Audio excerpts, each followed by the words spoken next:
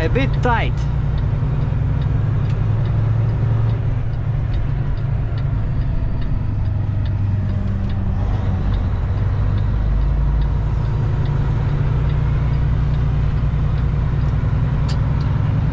Because you know, you have 8 axles, so to get 160, that means that, you know, you pretty much, you have to be 20,000 on the dot on each axle.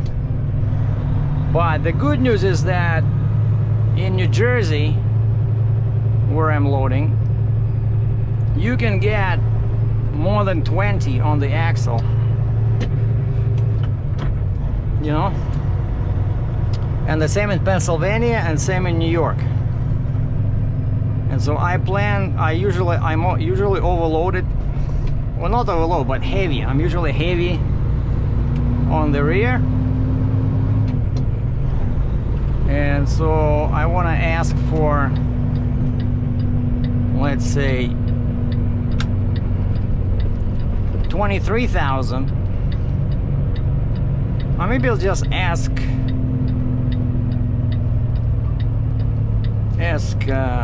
21 per axle in the back. So like maybe they'll give me 63 on the Tridom in the back, and then 23 on the Stinger.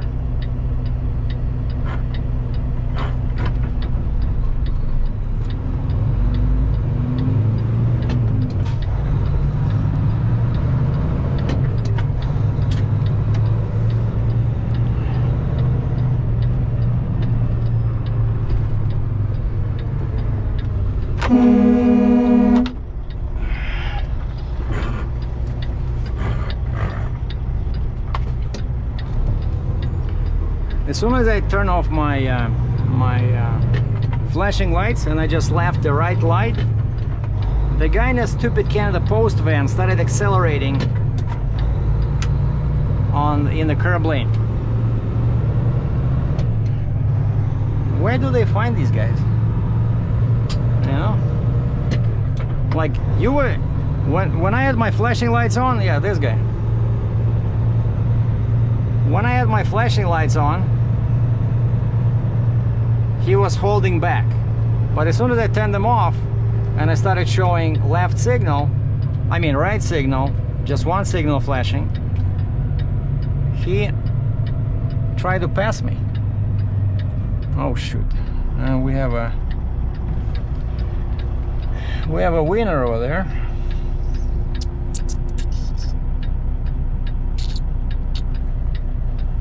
Maybe I should go ask him, you know, where do I park? Because if I go behind this guy,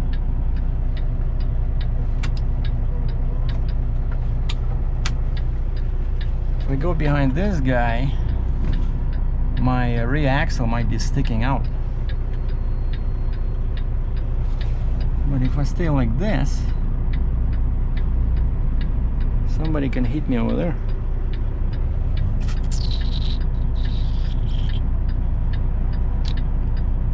Yeah, probably best to go to the left, because actually they have 2 lanes in there. So I'm gonna go to the left. I just might need to move one of those old tires.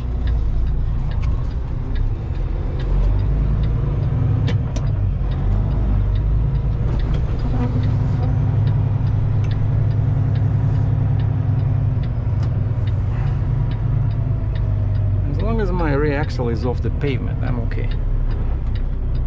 And we are good. So now I'll wait for this guy to leave. Yeah, I called my permit broker. Just wanted to confirm, because I know New Jersey requires 1 pilot when you're over 14 in height, 14 feet. And it also requires 1 pilot when you're over 100 feet in length. And I was thinking maybe I should bring my Jeep, you know, then I don't have to unload it.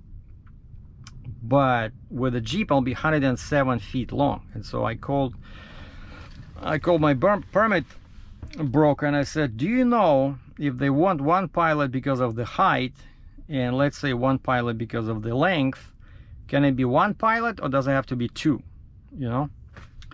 And she said, oh, the only way to tell is if one, like if the height requirement for the pilot, let's say, requires a guy in the front, and the length requirement requires the guy in the back, she says, then you need two pilots. But if both of these require, let's say, one pilot in the back or one pilot in the front, then you can get away with one. But I don't want to take that chance, because two pilots is going to be, you know, like at least $350, $400 each US. And if I leave the Jeep, then I'm about 90 feet long, like 89, 92, somewhere there.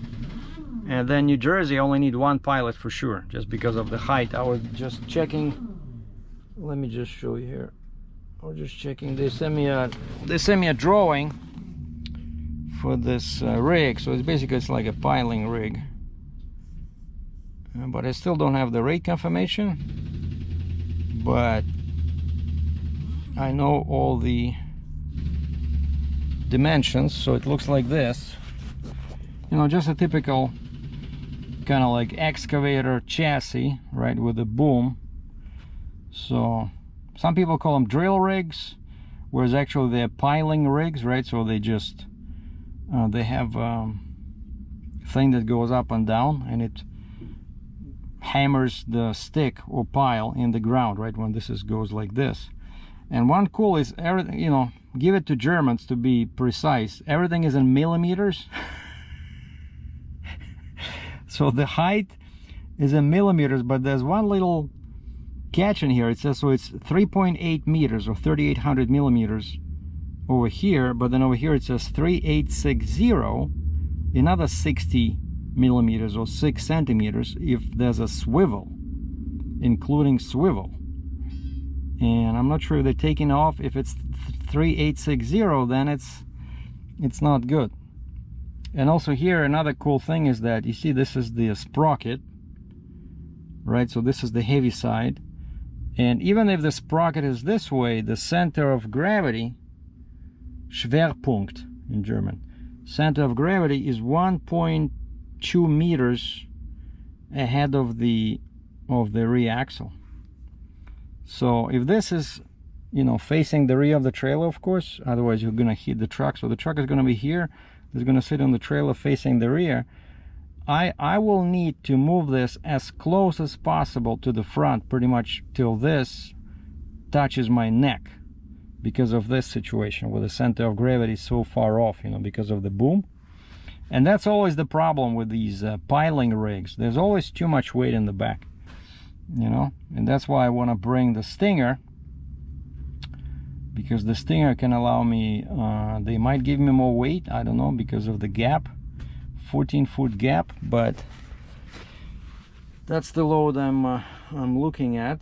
But like I said, I still don't have the rate confirmation. The broker said, what was the email she sent me? She said, I said, yeah. Oh, she asked me when I can load. I said, well, I'm picking up the trailer now. So the trailer, the boards are done in the floor. So now I'm changing tires. And so not sure how long that would take. So I don't want to leave today, because actually I booked a hotel till tomorrow. So this is like perfect timing. I said, I can leave Wednesday morning and I'll be in New Jersey Thursday morning. And I said, if that works, send over the rate confirmation. And she sent me a reply, yes, that works. I will send over the carrier confirmation before lunch today. Just waiting on site contact and details at the delivery site. And so this goes to a construction site in Toronto. And that's another reason not to have the Jeep, because especially in New Jersey, it's very tight. With the Jeep is going to be a nightmare, you know, whereas with the Stinger, and even with a long neck, I should be okay. And in other news, I decided to call my lawyer in Maryland, because I couldn't get through on his cell number. And I called him, I said, hey, this is Sergei from Canada about that case. We're going to court in July, last day of July. I said, do you remember me? And to my surprise, he said, oh yeah, Sergei, how are you? I said, I'm good, how are you? Did you file the what is it called? Notice to dismiss? Because he was telling me he can do that. So first he requested the prosecution, you know, all the details, like what they have, right? Because they're supposed to exchange this information. Defense, he's my defense, so he can get everything from prosecution, and prosecution can get everything from him, right? Summon. And so he did that summon to request evidence from prosecution. And then he says the next step is I'll file a motion to dismiss. Basically, we don't agree with this, we want to cancel this. And now he said, and so I call him, I say, so did you have a chance to file that dismissal motion? And he says, well, did you get a letter from the court? I said, no, only like months ago I received a letter where it said, you know, I have to be in court last day of July at such date and such address. He says, no, this is something new. He says, so it's funny that you should call, because today, he says, I got a letter from the court with no explanation. It just says that the July 31st court session is canceled. And he says, I have no idea why they canceled, because he says, I haven't filed yet the motion to dismiss the case. So he says, chances are either they decided not to press charges, or they decided to postpone the court. So he says, if it's in any event, it's a good news for us, because he says, of course, if it's canceled, that's beautiful, but if it's just postponed, he says, that gives us more time to file all these motions. So now I feel, I feel much better about this, because I also told him, I said, hey, you know, because of this COVID, I cannot drive across the border in my car.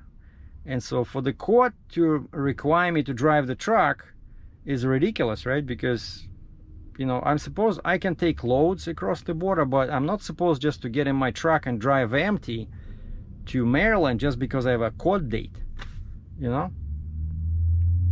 Of course I can do it, but that's cheating, right? You're not supposed to do that. So I'm pretty sure that these guys, they don't have the right to request me crossing the border in my truck, because that's against the rules right now, right? Because of COVID. So, and I cannot cross in my car. So I don't know why they canceled. So, but basically my July 31st court appearance is canceled, either due to COVID, or because the court is busy, or because the court maybe saw my YouTube videos and decided to play nice and say, hey, Captain Sergei, here's our early Christmas present. We don't want your money anymore, so be cool. So I don't know. If that happens, a special video will be dedicated to the beautiful and fair court in Maryland. So now I don't know. I don't know what's going on. So for now I'm still waiting for this guy getting like 20 wheels and tires changed and rotated. You see them working on based on the wheels I see on the ground. I mean on the nuts I see on the ground. They're working on 2 of his tires. So I'm still waiting, but I'm in a good position. My rear axle is not sticking out. As soon as this guy leaves, I'll just swing this way and they'll start working on me. Looks like they're finally almost finished with that guy. They're putting the wheels on, and his colleague came out and he says, you know, he can read my name on the door. He says, hey, Sergio, how are you? I said, I'm good. He says, what are we doing? And I saw that guy was getting Saloon tires. I said, I hope those are not my tires, because I ordered 2 Saloon tires. He says, no, those are different. So, you know, I'm telling you, it looks like a popular tire, you know? Like, why pay $600, $700, $800 when you can get a pretty decent tire for 300 Canadian, right? So China wins in this regard with this trucker. So I don't care what it says on the sidewall, as long as I can get it and it works, and at the same ply rating, 16 ply. So I see no difference. Like, my tires don't last long anyway. So anyway, the guy says, so what are we doing? I said, okay, one tire is for sure is bad because the cord is showing, but I said I wanted to ask your opinion about the other one. And I showed him the other one on the passenger side, and he says, yeah, let's change this one. He says, you see the cord starts splitting, where the tread is over there, the cord, I mean not the cord, the tread starts splitting in the middle. He says that's not a good sign, so it's not going to last long. So probably that other one would last till I reach New Jersey and then come back, because technically it's still okay, but it has those spots, you know, like hills and mountains again, or hills and valleys, sorry. And he says, oh, I'm concerned about this one, and he points to another one. I said, no, forget that one. I said, I didn't come here to change 3 tires. I was even hesitating to change 2 because only 1 is really bad. And he's I said, no, forget it. I said, 2 is maximum, okay? We're doing 2.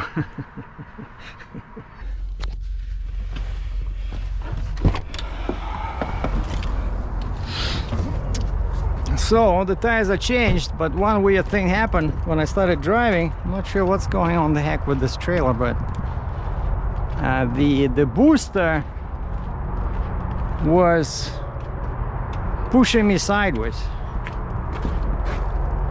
You see, these are in the air.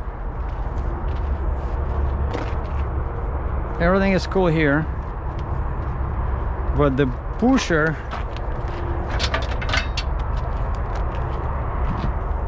see, it was going like this for some reason, because I went very sharp when I was leaving.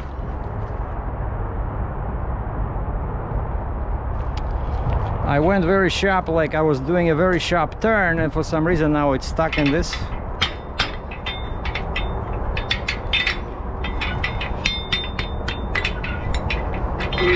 And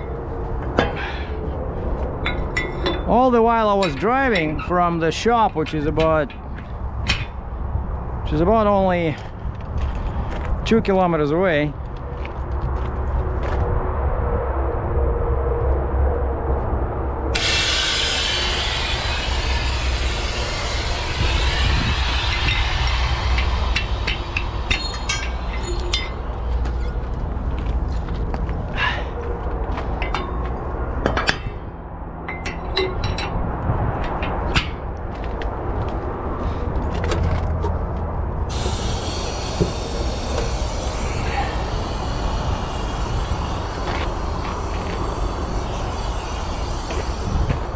yeah, I'm just gonna drive forward a bit.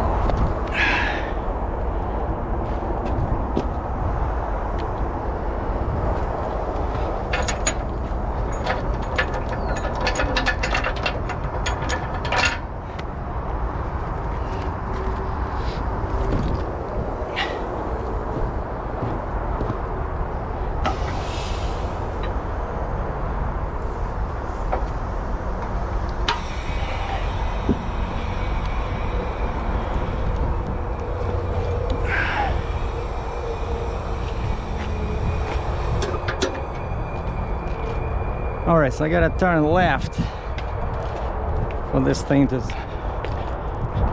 fall into.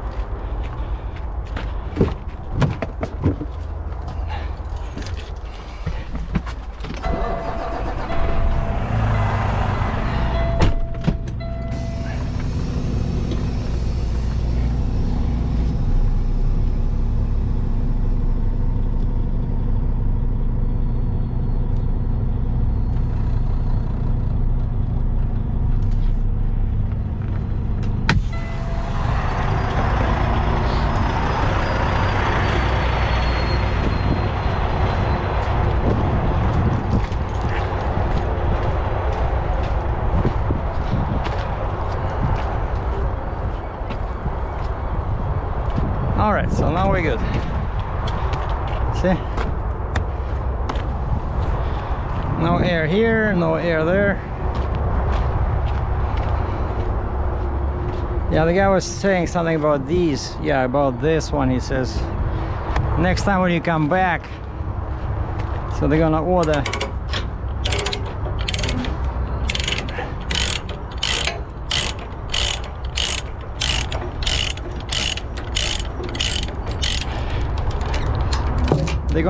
more tires.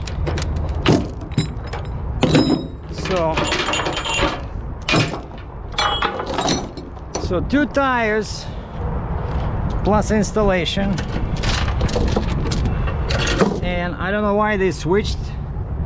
They swapped 2 tires, put them on the one side, and then they charged me for swapping $40. And then the guy says, "We checked all your tires." And I'm like, "Did I ask you to check all my tires?" You know, I didn't ask him. And on the paper it says, "Check and set air pressure."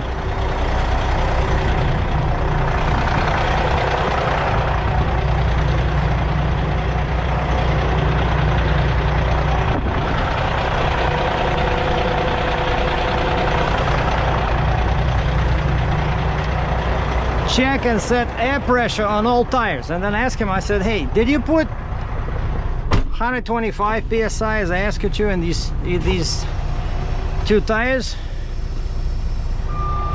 And the guy says, "Yeah." And he says, "We checked your other tires. Some of them were 110. Some of them were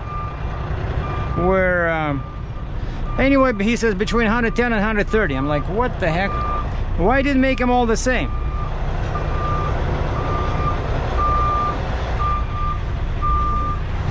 So the guy never responded. So anyway, let's go grab that excavator. And I asked the owner, and he said that's fine. Yeah, I just wanted to move away from this car because the Jeep can swing, and this time I'm afraid to use just 2 chains. I'm gonna use like 4. So I'm gonna bring the bucket here, maybe somewhere here.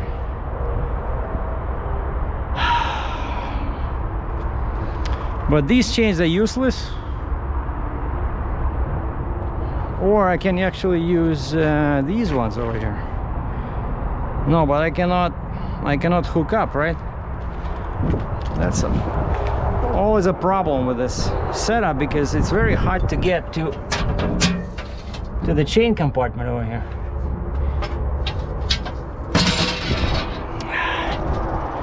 And all the chains I use, they just have 1 hook on one side, you see? Shoot. Unless I want to use the binders, you know, I can hook up the binder and use the binder as part of the chain, but that's gonna be a real awkward.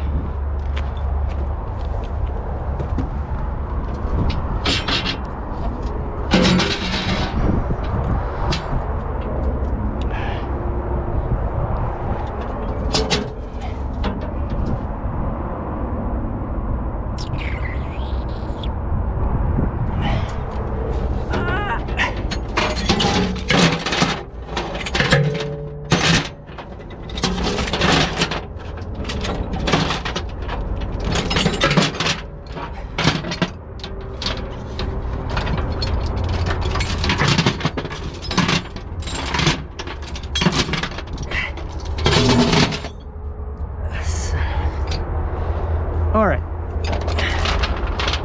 we got 2 chains.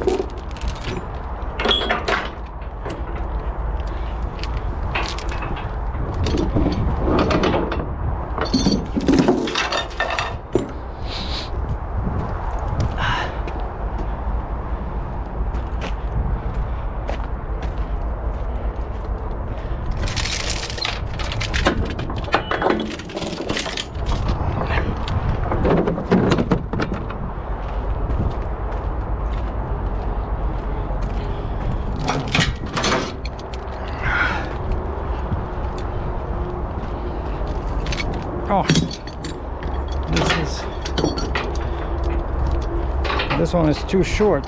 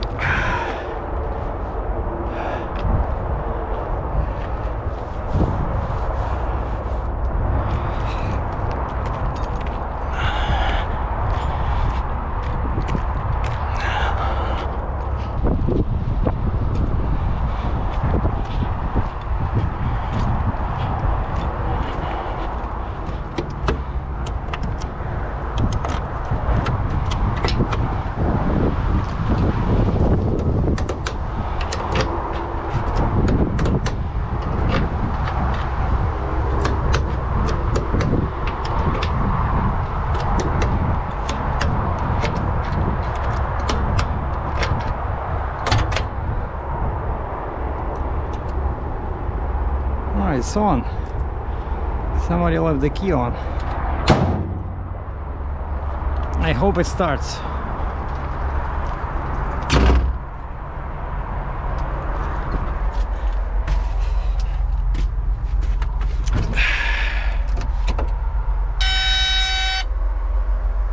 What do you know?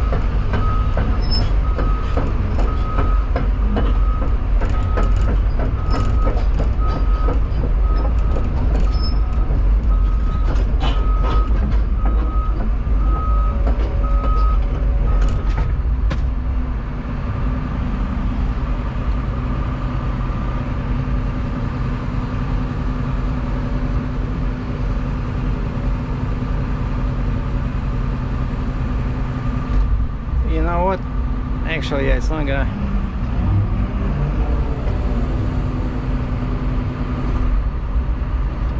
I wanted to turn it so that I'm pushing on the sticks.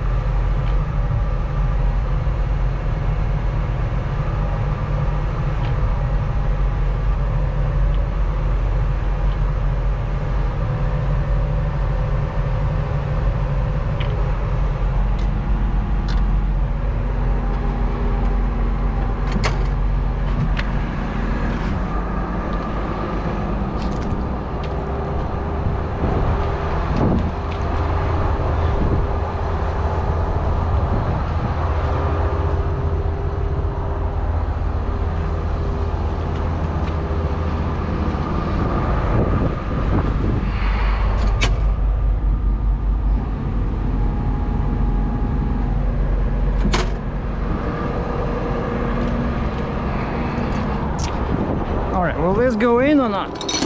Let's see.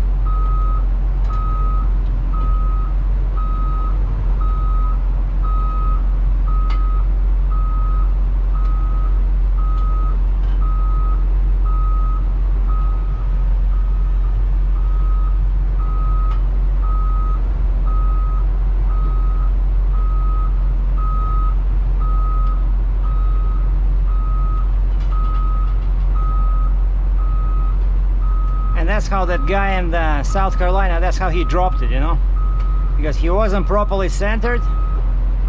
And you see, at least here we have an eye in there, right? So the chains, they kind of prevent each other from there's a lot of friction there, right? Because the chains, all two chains of 4, they go through one eye, right? And so it's hard for them to slip. But that guy had a forklift with very slippery forks, and I pretty much did the same setup, but because his forks were so slippery and he was off center, he was close to the wheels, the thing just went down, you know. what I want to do now is just want to turn the house a little bit, so because I'll be dropping my trailer and hooking up from this end, right? So I want to be sure that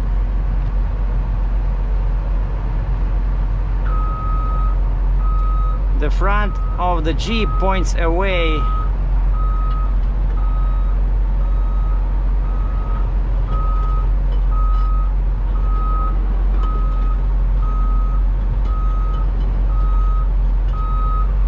so that I can safely back to it, right?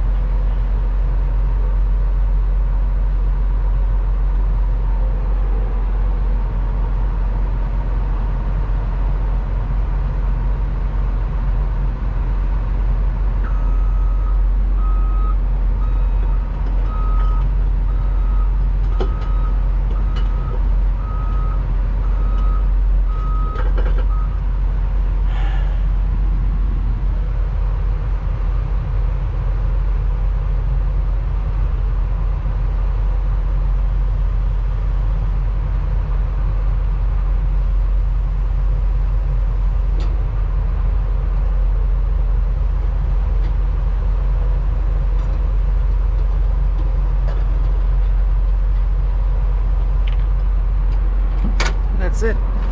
That's how you do it.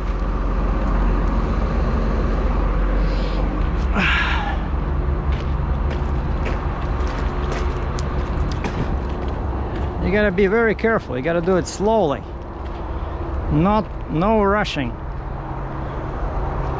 So the only thing I did not do proper is this. So now all my chains are gonna be covered in this stuff. Man. And that of course goes to all your gloves.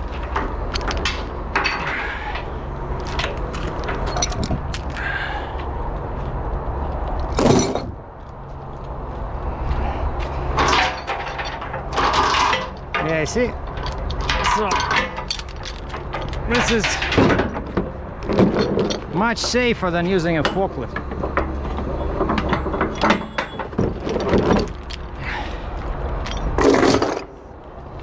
So now I'm just gonna hook up with the truck and pull it into my second spot that I have.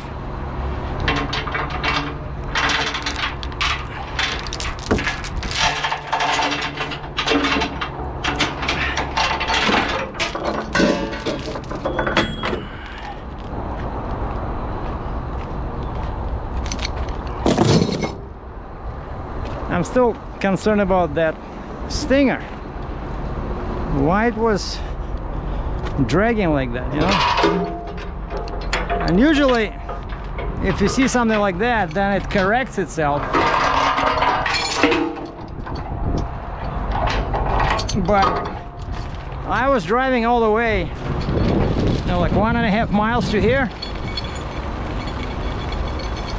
It was still pointing sideways. So I don't know, maybe just needs some grease, maybe, you know? Like here everything is good.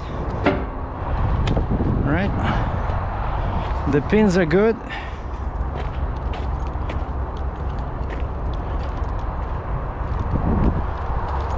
Yeah, everything is hooked up. So it should be pulling straight. Maybe because this was in the air, that didn't help. Maybe this one moved a little bit, you know? You see that over here there's no pressure. Oh yeah, I see everything is. Wait a second, did I put the air in here or not?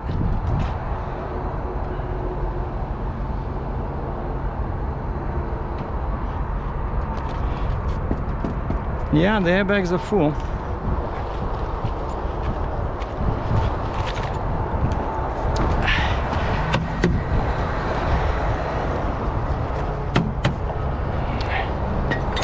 But these are loose. Well, not exactly, but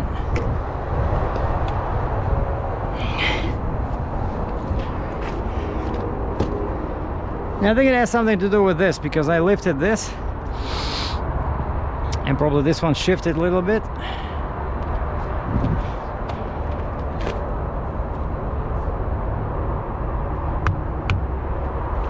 Anyway, stuff happens, right?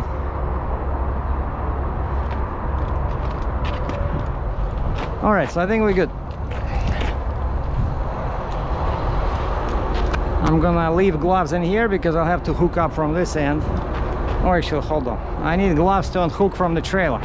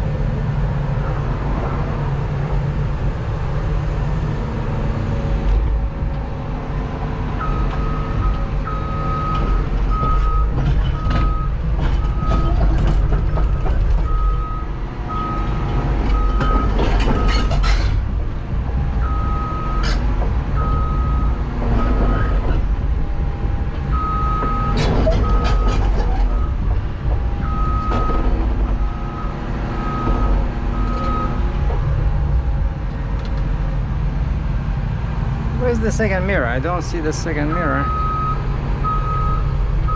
So I'm just watching the camera. I don't want to hit the dozer, but I see the green arrows here.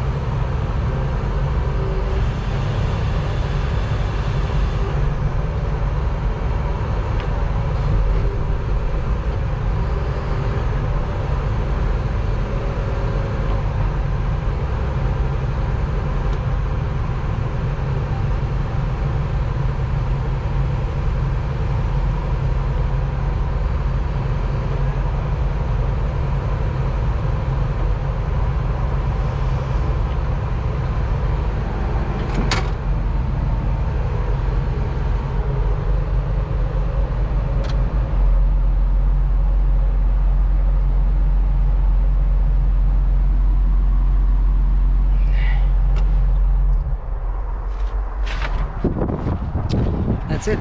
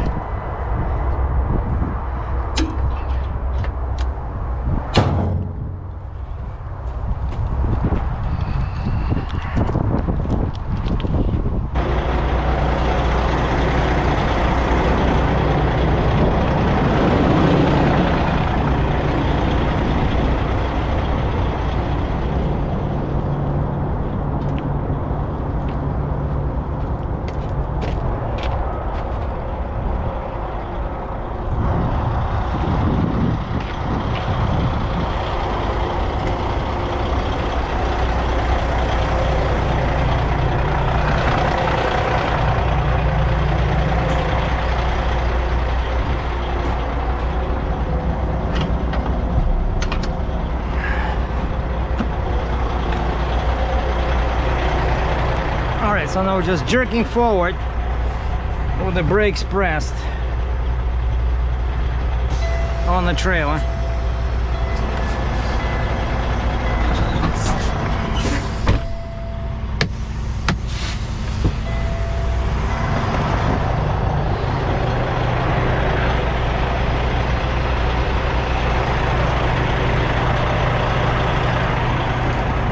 Everything is good. Let's drop the suspension and start the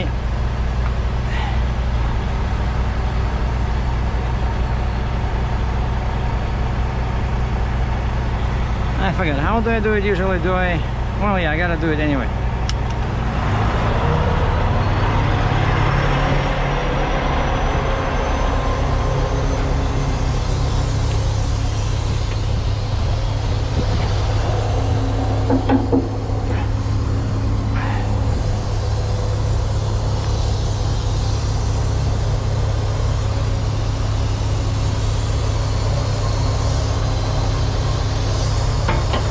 Because I gotta lift the front of the trailer from the fifth wheel, and you do it with hydraulics.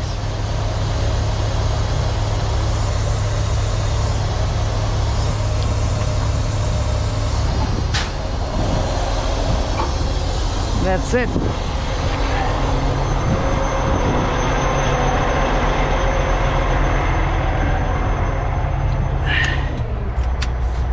Now we kill the hydraulics.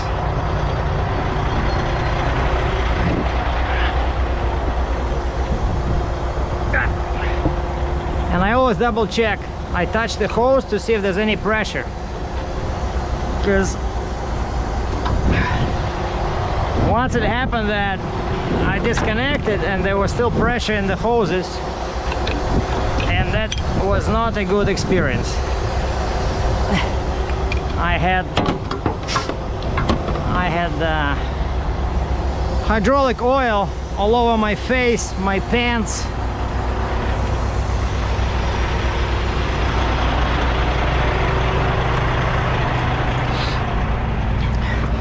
Alright, so now we sing the traditional Russian song.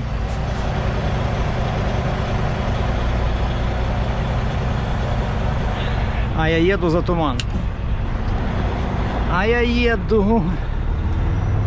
еду за туманом. За туманом и за запахом тайги.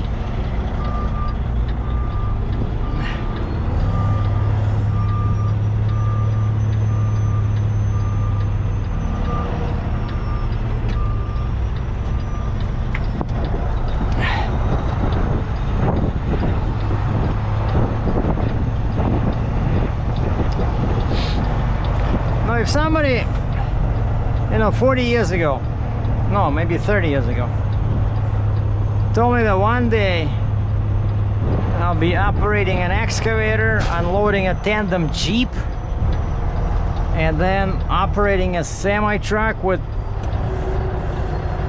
20 axle trailer, I would just slap him in the face, because that would not be deemed possible,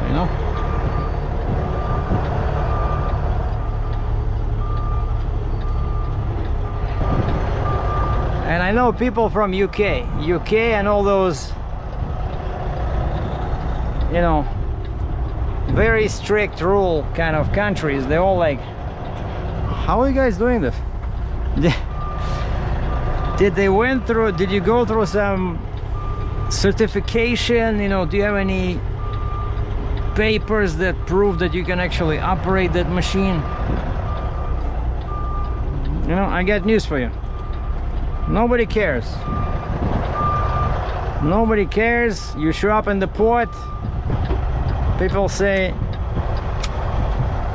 spot number G5, go,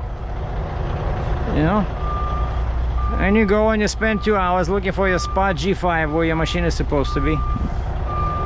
And then if it's a machine you never operated, you look for pictograms on the side walls that say, go forward, push this button, go left, push this button, swing the bucket and you know, or curl it or whatever, go push this.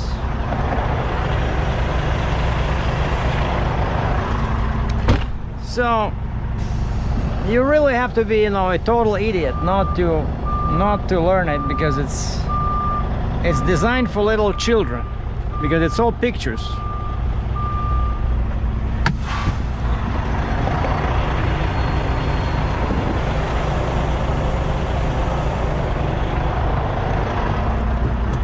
Yeah, this part always takes long, because I want to reach the fifth wheel,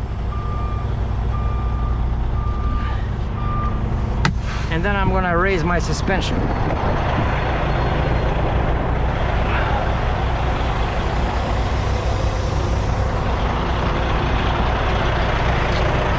Too much. Now we just go forward 1 inch. All right, maybe 2. Raise the suspension and see what happens.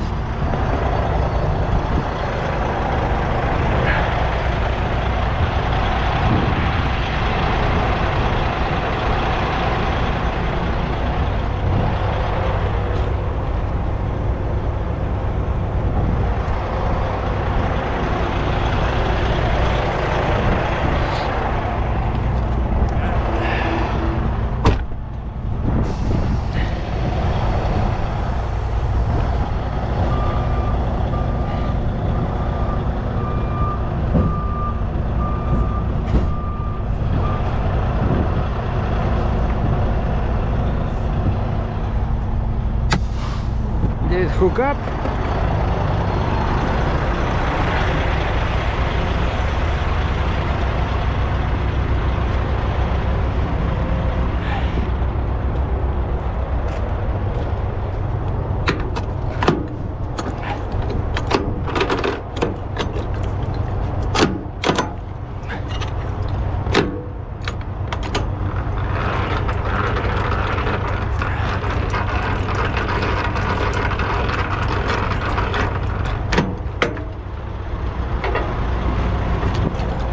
And here we just need a red hose.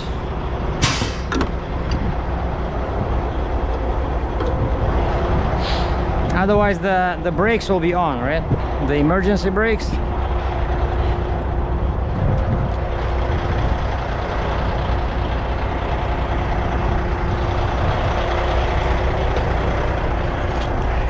So the red hose in means that the wheel should be able to turn, but of course there's no brakes on the trailer now because the blue one is not connected. Yeah, the wheels are turning. That's the most important part.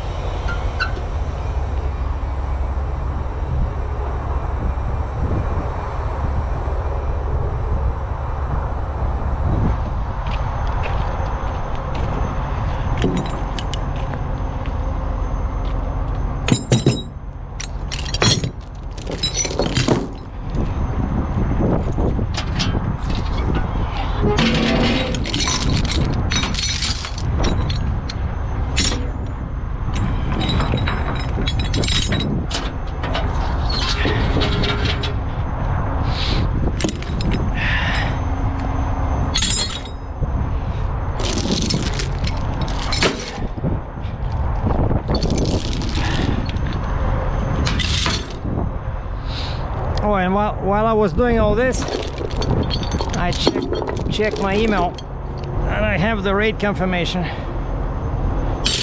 for tomorrow, so I'm definitely leaving tomorrow for New Jersey.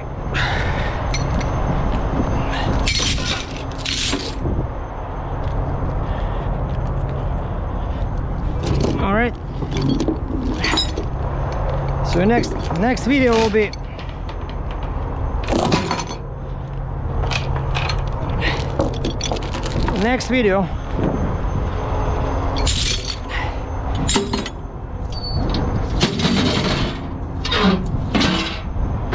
will be from New Jersey. I just hope that thing is not gonna cause me any trouble.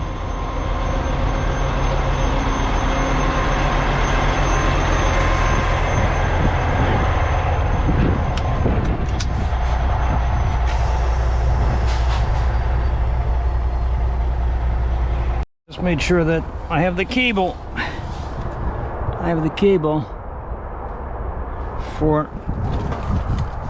For the GoPro to transfer the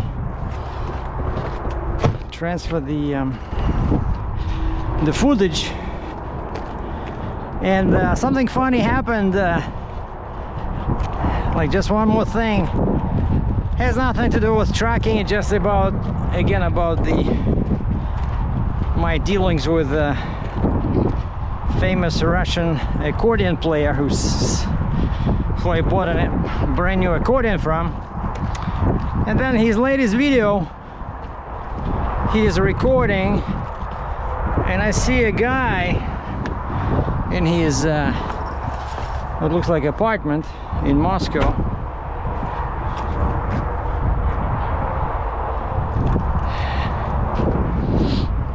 And this guy says,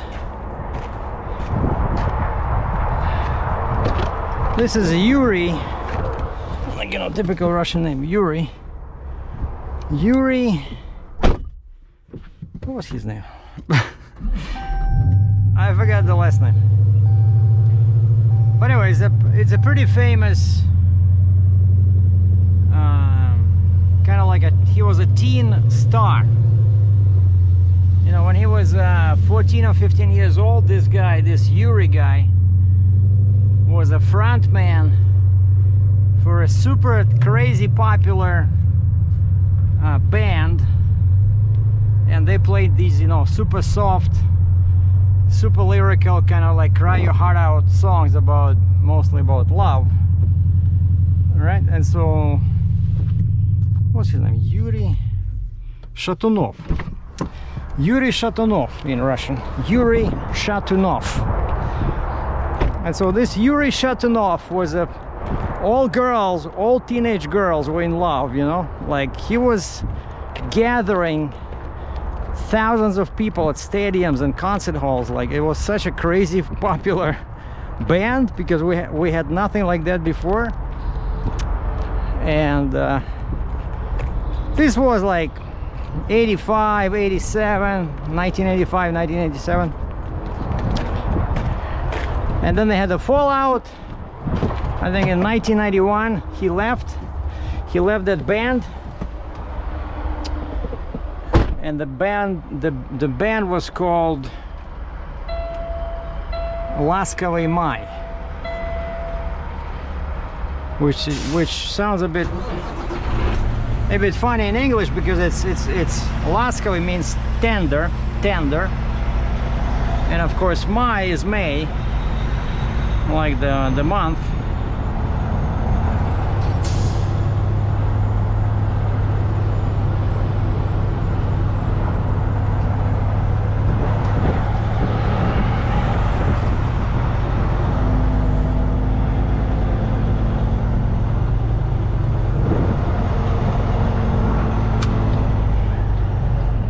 Man, this rig is huge.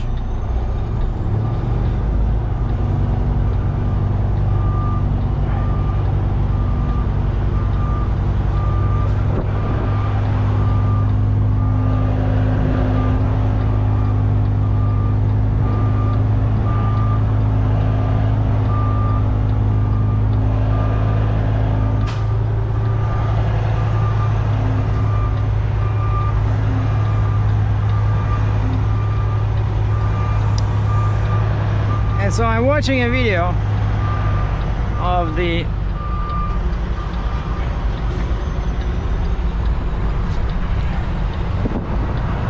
accordion player guy,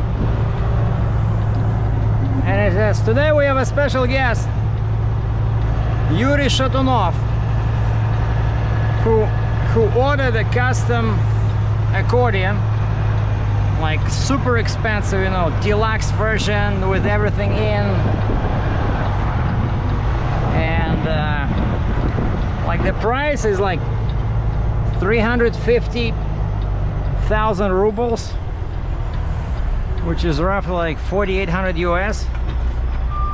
And so this guy is talking, and of course now he's like 47 years old, you know.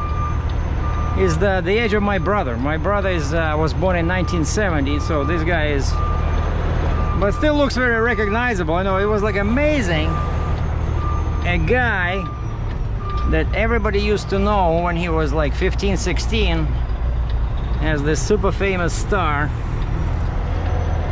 and now he's buying an accordion from the same guy I'm working with in Moscow. And turns out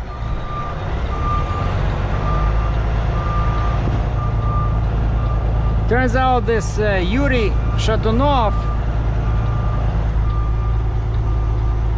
all his life he was playing the accordion. I'm like, what?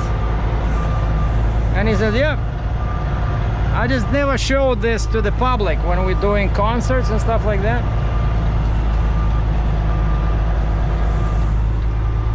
So that guy, you know, is really talented.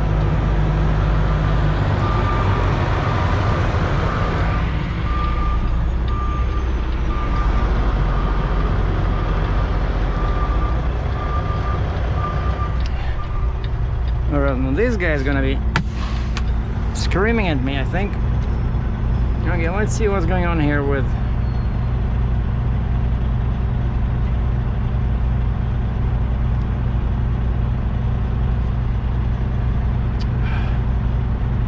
all right. I think we signed, so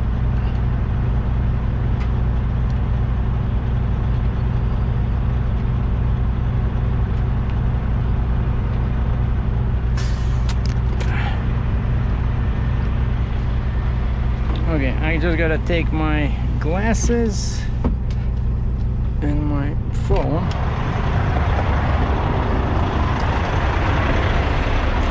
Yeah, let's see how much space is there, because that guy has to back in and out of that space,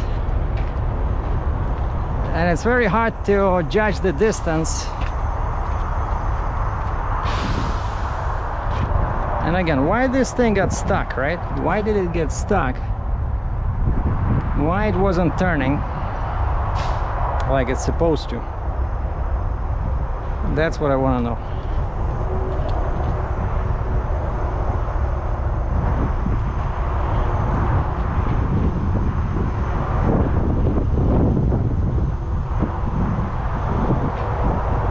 Interesting. But anyway, so we have 1, 2, 3, 4. We have 4 feet. 4 feet. You guys know the trick, right? You know how to back when you want to be absolutely sure you don't hit anything? Well, stand by, you don't want to miss that one. So 4, right? So we can go 4 of my actual feet. So we take one glove, put it like this, and go 1, 2, 3. 1, 2, 3. Let's make it a bit less than 4, just in case. And then you open the window and you back, as we say in Russia. The trick is until you услышишь характерный звук. So that's very simple. So you back until you hear the specific particular sound.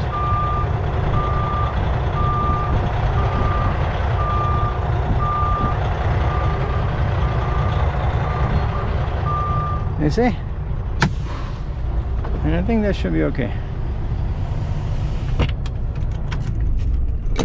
And I'm very low on fuel, I'm low on def, man. And so yeah, this way you're never gonna hit anybody as long as you didn't screw up the measuring process. Let me see. But it looks real scary, you know, it looks scary from the cab. Like, to me it looked like I was definitely hitting this. And check this out. See, I still have a foot. Maybe I can still back. And I'm a bit crooked, but it's okay. Anyway, that's it, boys and girls. That's all I wanted to show you for today. So two new tires, new boards, and fixed corner onto the ramp. Now, if only tomorrow that thing would stop dog tracking, I would be real happy. Ciao.